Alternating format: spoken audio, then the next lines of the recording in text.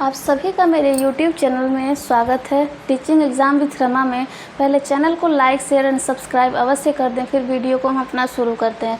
आज का हमारा टॉपिक है होम साइंस का। टॉपिक के साथ साथ पेपर 1 की भी शुरुआत किया जा चुका है। तो आज का हमारा टॉपिक है paper 1 people development and environment के बारे में। आज हम थोड़ा सा डिस्कस करेंगे इंट्रोडक्शन। फिर आगे की क्लास में पेपर 1 की बहुत सारी क्लास देखने को मिलेगी। आई होप आप सभी को पसंद आएगा। पसंद आए तो लाइक शेयर एंड सब्सक्राइब अवश्य करें। तो शुरू करते हैं आज का अपना टॉपिक जो पर्यावरण से है। पर्यावरण किसे कहते हैं? जो कुछ भी किसी जीव को उसके जीवन को चारों तरफ से घेरता है या प्रभावित करता है, उसे सामूहिक रूप से उसे पर्यावरण के रूप में जाना जाता है। पर्यावरण फ्रेंच शब्द इन्वायरनर के से लिया गया है, जिसका अर्थ होता है हमारा परिवेश। हम जिस परिवेश में रहते हैं, हवा, पानी, वायु, तापमान, ये सारी चीज़ें हमारे पर्यावरण के अंतर्गत आती हैं। पर्यावरण का अर्थ क्या होता है? पर्यावरण जैविक अजैविक घटकों से निर्मित प्राकृतिक परिदृश्य को पर्यावरण कहते हैं। जो भी हमारे पास प्राकृतिक परिदृश्य मौजूद होता है, हम उसे पर्यावरण कहते हैं। उसके बाद आता है पारिस्थितिकी किसे कहते हैं? जैविक व भौतिक वातावरण के बीच जो उनके बीच संबंध पाया जाता है, उस संबंध के अध्ययन को हम पारिस्थितिकी कहते हैं।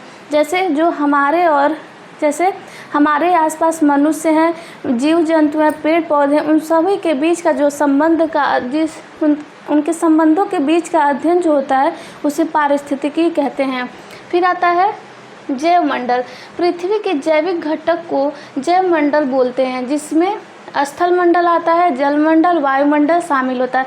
ये 3 मंडल जैव मंडल के अंतर्गत शामिल होते हैं।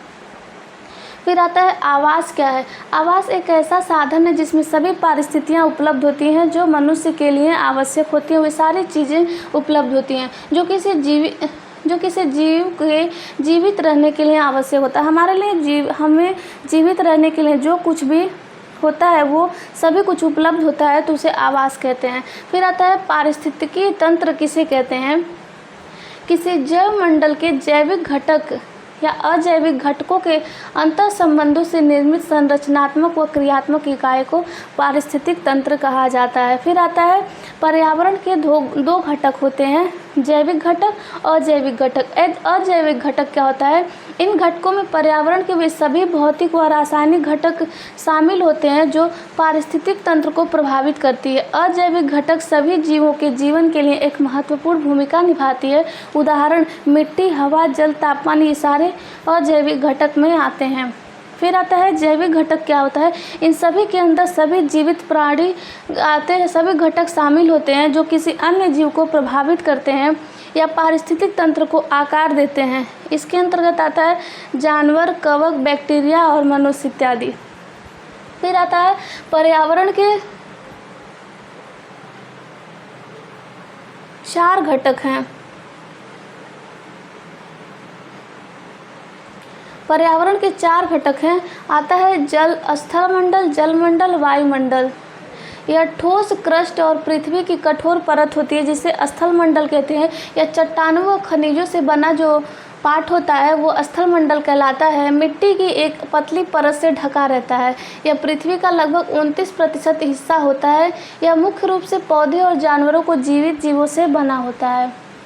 फिर आता है जलमंडल।